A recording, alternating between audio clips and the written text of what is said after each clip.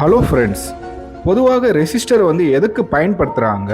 ஒரு சர்க்கியூட்டில் நீங்கள் பார்த்தீங்கன்னா ரெசிஸ்டர் இல்லாத ஒரு சர்க்கியூட் இருக்கவே இருக்காது. அதுக்கப்புறம் இந்த ரெசிஸ்டரில் பார்த்தீங்கன்னா நிறைய கலர் பேண்ட்லாம் இருக்குது. அதை எப்படி அதை யூஸ் பண்ணி நம்ம அதோட வேல்யூ கண்டுபிடிக்கலாம், அதை பற்றி தான் இந்த வீடியோவில் நம்ம பார்க்க போகிறோம். ஸோ இந்த வீடியோவை ஸ்கிப் பண்ணாமல் பாருங்கள். ஒரு ரெசிஸ்டரில் வந்து பார்த்தீங்கன்னா 4 கலர் பேண்ட் இருக்குது. அந்த 4 கலர் பேண்டில் இதில் பாருங்கள், ஃபஸ்ட்டு வந்து ப்ரௌன் இருக்குது, செகண்ட் வந்து பிளாக்கு, எல்லோ, கோல்டு.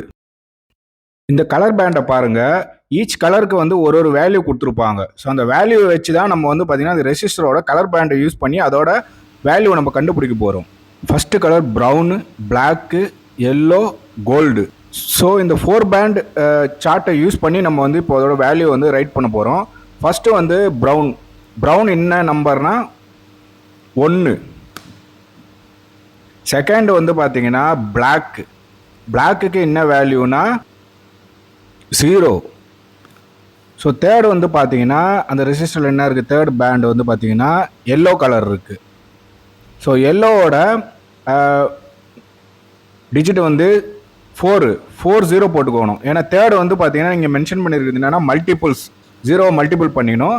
ஸோ அதில் பேக்லேருந்து நீங்கள் கவுண்ட் பண்ணி பாருங்கள். 3 0னா ஒரு கே, அதாவது அப்போ அந்த 3 0 வந்து பார்த்தீங்கன்னா நீங்கள் வந்து 1K எடுத்துக்கணும். அப்போ டோட்டலாக வந்து பார்த்தீங்கன்னா 100K ரெசிஸ்டர் இது, சரிங்களா?